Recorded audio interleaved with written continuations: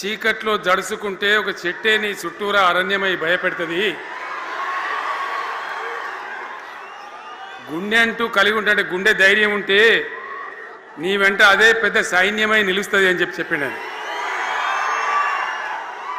ఇలా నా కళ్ళ ముందున్నటువంటి మీరు, మీతో రెండింతలు బయట రోడ్ల మీద ఉన్నటువంటి అశేషమైనటువంటి జీవన్ రెడ్డి గారి అభిమానులు, మీ అందరి ఆశీర్వాదంతో ఈరోజు జీవన్ రెడ్డి గారి చేరిక కరెక్ట్గా ఆయన గుండె ధైర్యం ఉన్నాడు కాబట్టి, ఉన్నట్టు నికాలస్గా మాట్లాడతాడు కాబట్టి ఇలా ఆయన నిర్ణయం తీసుకొని ఇంత పెద్ద సైన్యాన్ని తీసుకొని తెలంగాణ రాష్ట్ర భవిష్యత్ ప్రయోజనాల కోసం ఆయన బీఆర్ఎస్లో చేరిన విషయం మీ అందరికీ తెలుసు.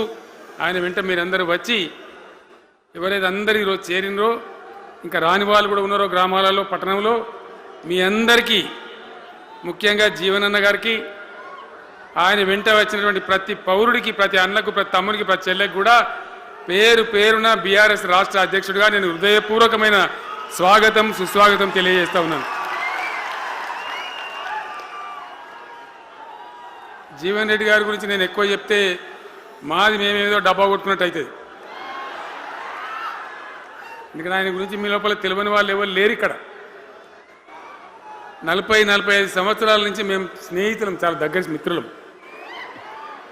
వారు చెప్పిన వారి ఉపన్యాసంలో భిన్న రాజకీయ సిద్ధాంతాల వల్ల విడివిడిగా పనిచేసినాం, కానీ మా స్నేహితంలో ఎప్పుడు లోపం లేదు.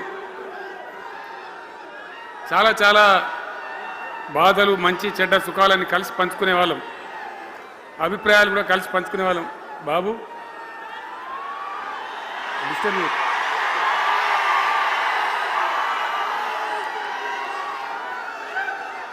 మంది లొల్లి పెట్టడం కూడా కాదురా వారు.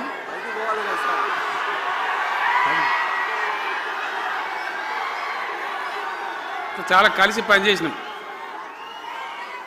ఆయనకుండే నిబద్ధత, ధైర్యంగా ప్రజా జీవితంలో పనిచేసిన పద్ధతి ఎంతమందికో చాలామందికి ఆదర్శంగా నిలిచినటువంటి వ్యక్తి.